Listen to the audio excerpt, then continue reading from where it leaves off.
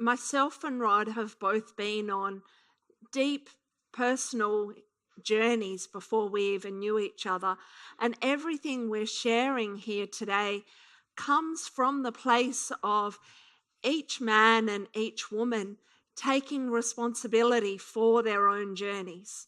Of course, our relationships and our partnerships are incredibly powerful for creating healing and spaces to see and know ourselves more deeply. And it also takes quite a bit of self-awareness to see ourselves in these ways. So, yeah, I just wanted to put that forward, and it was a reflection that somebody offered to Rod during the break as well, that self-awareness underpins all of this. The next piece that I wanted to touch on was around how we can inspire men. And this is the part that I shared at the beginning about how I know that I had longed for so many years to feel cherished. And I know that Rod had been longing for the experience of cherishing a woman. So in order for me to create and experience feeling cherished, I needed to be able to bring inspiration to my relationship.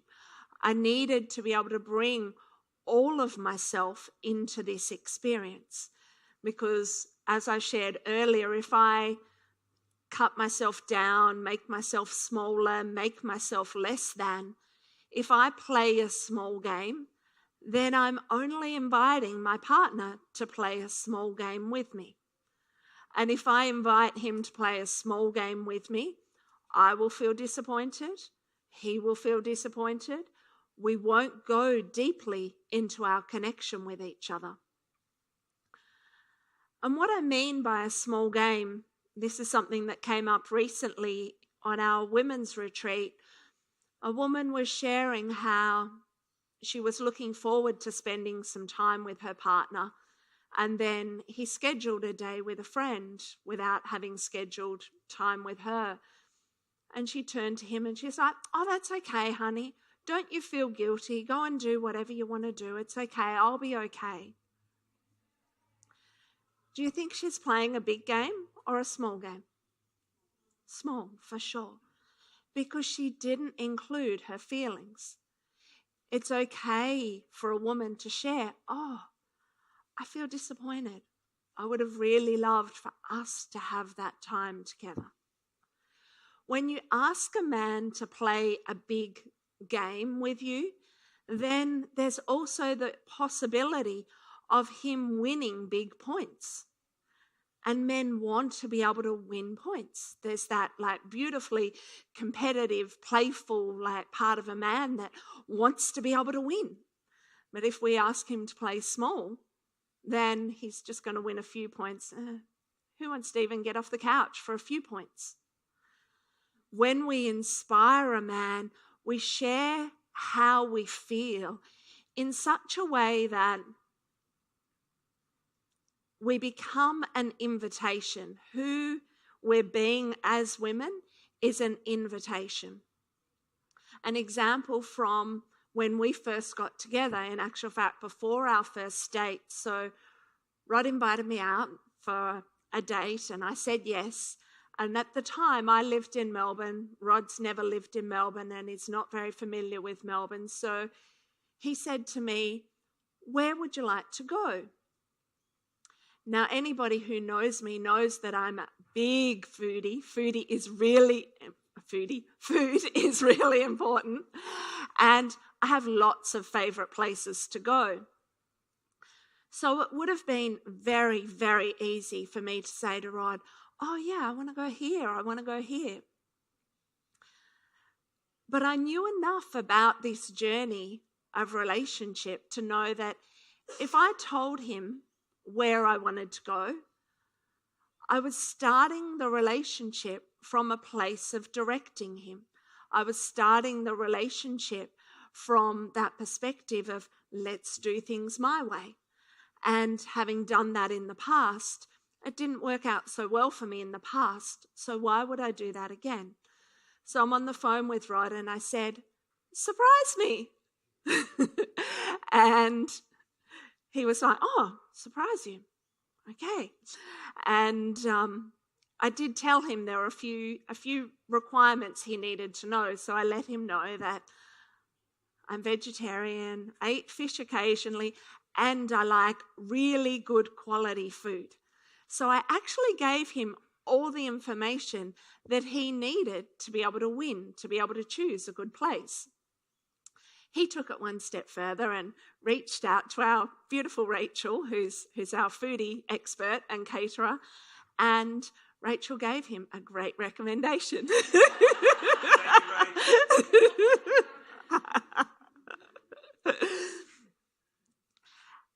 But in that way, I gave him the opportunity to create the direction for our relationship.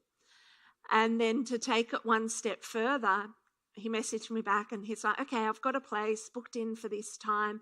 And I'm like, oh, okay, cool. How am I going to get there? And he's like, well, I'll pick you up, of course. And so even just creating those openings, that kind of invitation for him to be able to step in and lead me. And whilst this might seem like a small thing, every small thing in a relationship adds up to a big thing. It impacts sexual connection. It impacts polarity. It impacts the masculine and feminine energy. And when a woman goes into the mode of directing or leading a man, what happens is that she starts occupying the masculine space. And then before she knows it, she's at one of my workshops, putting up her hand going, how do I get him to step up? And of course, there's no space for him to step up because she's taken the masculine platform. So where's that leave the man? In the feminine platform. Life is polarity. So it will either be that if a woman is strongly holding the masculine, if she's directing, leading, taking charge, making the relationship decisions, one of two things can happen. He can be there trying to make decisions with her and butting heads, or he can take the feminine polarity and go, okay, honey, whatever you want, honey. Yeah, honey, I'm good with that. And then the woman feels dissatisfied. She feels disgruntled. She wonders when he's going to step up and be a man, but there's no place for a man to be a man when the woman is busy being a man. And I don't say this from the perspective of women needing to be passive. I'm certainly not advocating that we go back to the 1950s. I still use my masculine energy for creating my life, creating my business. There are times when Rod and I can be in that kind of creative, directive space where we're talking about business and life, and we're both in masculine energy, and that has its time and space.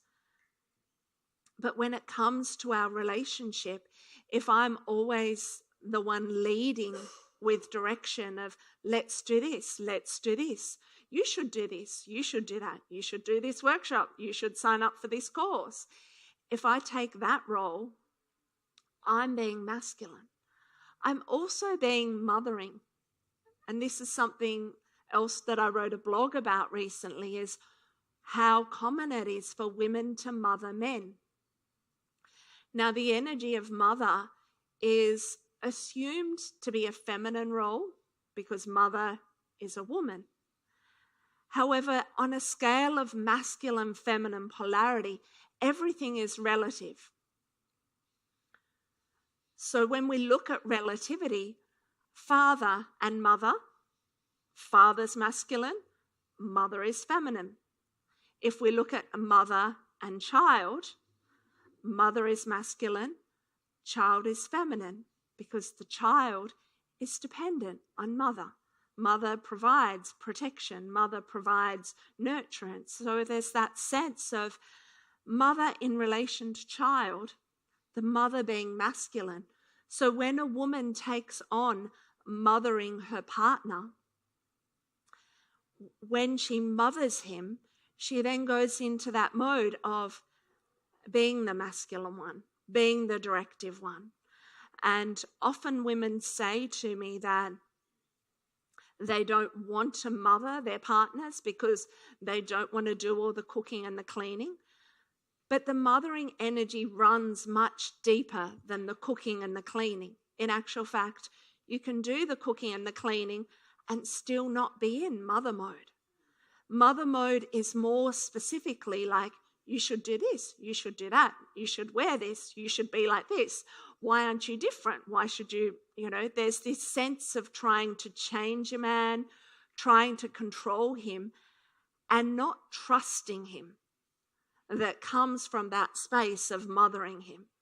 Because in children, we provide mothering guidance because they need it. But when you give that to a man, there's this sense that you don't accept who he is, you don't trust who he is, and you need him to be somehow different. And that doesn't feel good from a woman's perspective. It also doesn't feel good from a man's perspective. I know for me, it's actually exhausting to be in that mode. There's a part of me where I totally enjoy decision making. I totally enjoy creating my life and having structure and plans for my life. And there's another part where I just love not to have to do those things and to be able to go, oh, Rod made that decision. That feels good. An example from our life would be last year, Rod was talking about us going on a holiday to America to do a workshop. And for me, that felt like a really strong no in my body, because I spend a lot of my time on my personal journey and facilitating groups and so on. And I went, oh, I'm going to take a holiday to go and do a workshop. Oh my God. And so at the time, I just said to Rod, oh, I would actually love to have a holiday where we do a workshop, because that is true. I would love to do that in the future. And right now, I feel what I most need is a holiday where we just go and sit on the beach and do nothing.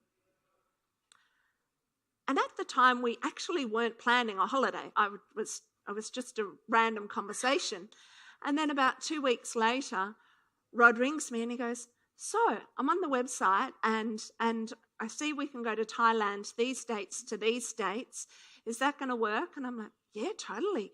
And do you like this accommodation? Yeah, totally. And so we went to Thailand between Christmas and New Year. And for me, that's another example of sharing with Rod how I feel, not directing him, not saying to him, let's go to Thailand at Christmas. Because if I'm in that mode of let's go to Thailand at Christmas, there's no space for him to be in the masculine lead.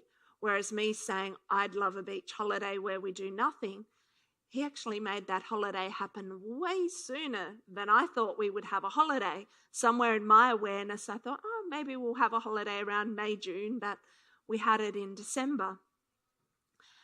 And it's... my tongue's just doing circles with my brain.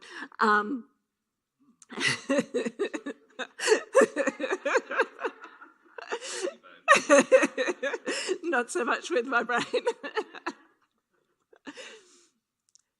There's so much about this topic that I love. A woman being an inspiration for a man, a woman trusting a man to make decisions. And that's why I went into a little bit of brain freeze. It's like, oh, which bit do I share next? It adds so much value to a relationship when a woman trusts the man she's with. And I know Rod shared before about how women want to be chosen, and that is very, very much true. And long before a man chooses us, we choose him. A woman always does the initial choosing. Whether she's aware of it or not, whether he's aware of it or not, we choose. What I see happen a lot is that women choose men that they don't trust. Now, why would you do that? Why would you choose someone that you don't trust? I can see two reasons why that happens. Women choose men that they don't trust because they want to stay in control. I don't trust him, so I'll be the one in control. I'll be the one who leads the relationship, and he can be my sideling.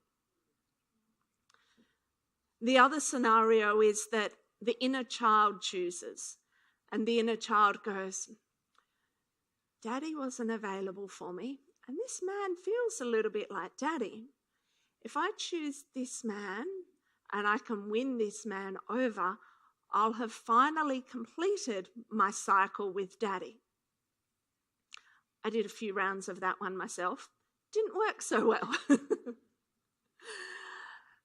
Because when the inner child chooses, we make decisions based on the past.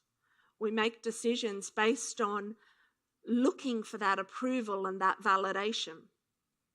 And the only place that that approval and validation can truly come from is from myself. So I was really aware before Rod and I were together that I needed to choose a man that I could absolutely trust, and also a man that I would not want to change.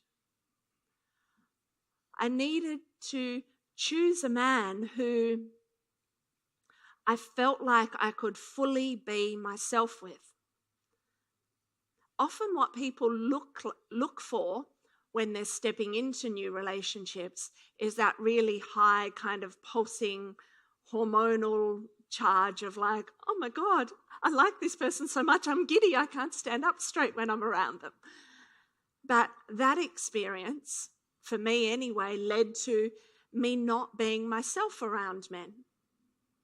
What I loved about being around Rod was that I could just be me.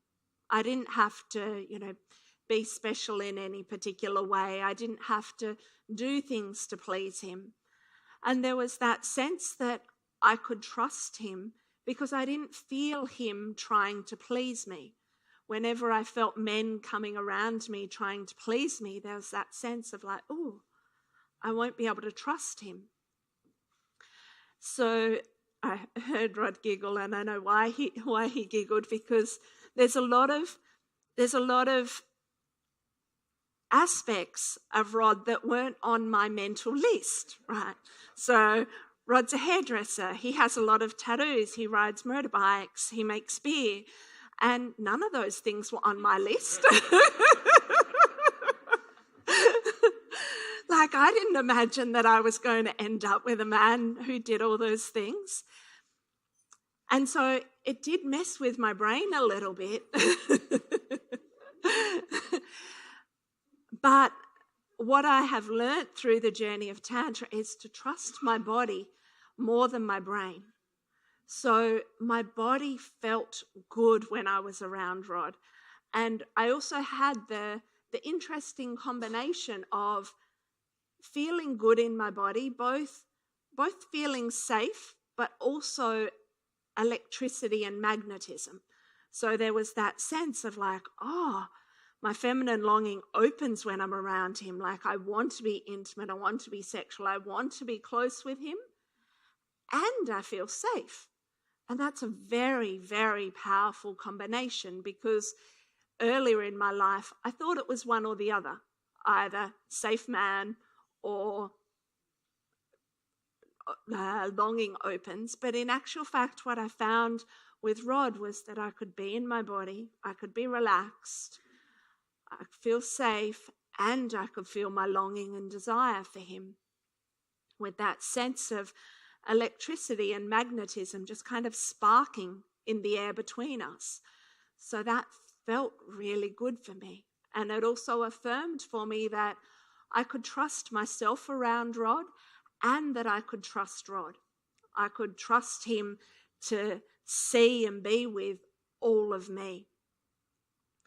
And part of trusting him is also trusting myself enough to express who I am.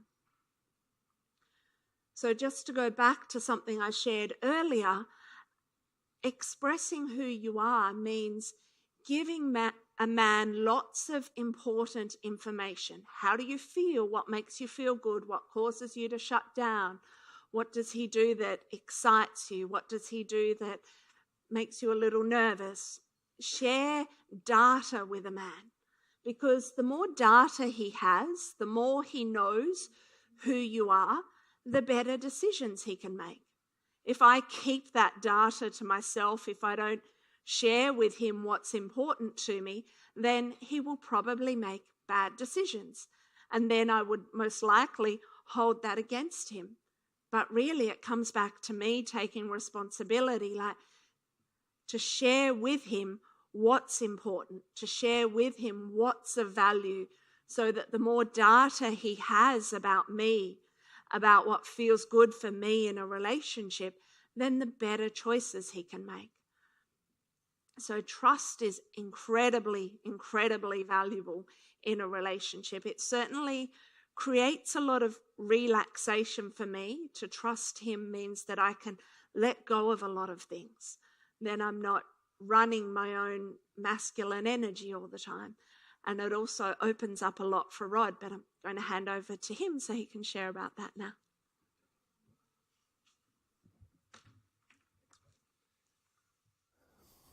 Hello again. I'm not shaking quite as much, but I'm still shaking. The trust is such an incredibly powerful thing in a relationship. And it's not easily done, that trusting. And I think it's important too to acknowledge the power of vulnerability. The amount of vulnerability it takes for a woman to trust a man is huge. And being that invitation as a woman is incredibly powerful. I know Martina touched on control and things like that because of the fear. The truth is that there's so much less power in control. There's so much power in vulnerability. Showing how you really feel, showing who you really are, allowing someone to see your true desires. It's a powerful thing to do. It's also inspirational to receive that vulnerability as a man. There's that open invitation as a man, I want to dive into. I want to cherish that. I want to love that. I want to show up for that. And that trust, there's something in that. Like for me as a man, I experience more love when she says, I trust you, than when she says, I love you. I feel it ripple through my body. It's just like, oh my God, she trusts me. Well, shit, I better show up. I better do a good job. Like, wow, how can I do this better? Like, I'm inspired immediately to do my best. What is the best version of I can be right now? And how do I bring that?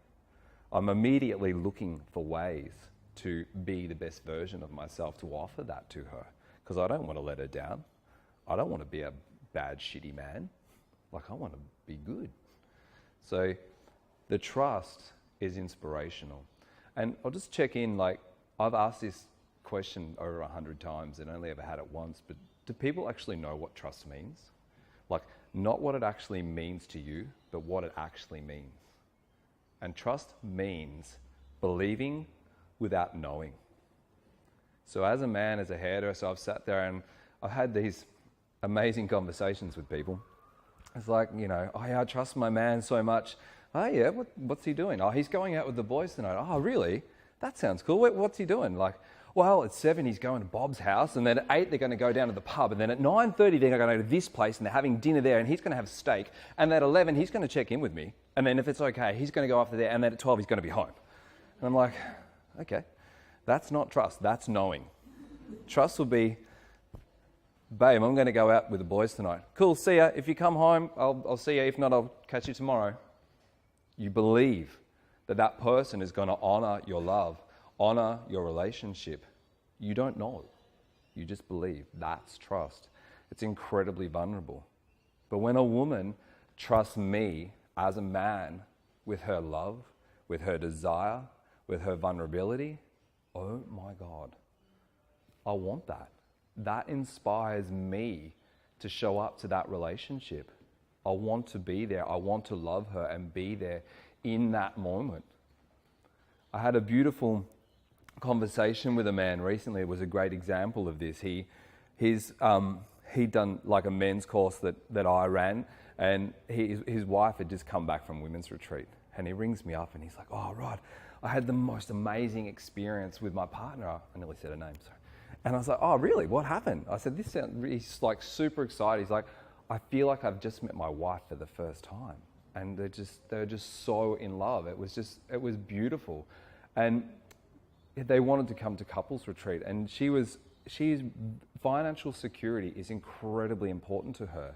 She just wants to cringe and die if it's not there. So her tendency has always been to control the finances. No, we're not doing this. No, we can't do that and this. And she's just turned to him and she's just said, "Financial security is so important to me, but I want you to look after it." And he's just like, "Oh my God," he's ringing me. He's so excited. He's like, "She said this and that, and I said, "What are you going to do? How do you feel?" And he's like, "Oh, I'm going to do the best job. I can't wait."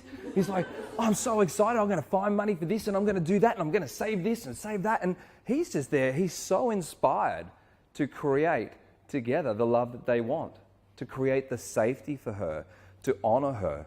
And that's honoring, cherishing, worshipping, devoting himself, his choices, and his life to his partner because she showed up with her vulnerability and her trust. Thank you.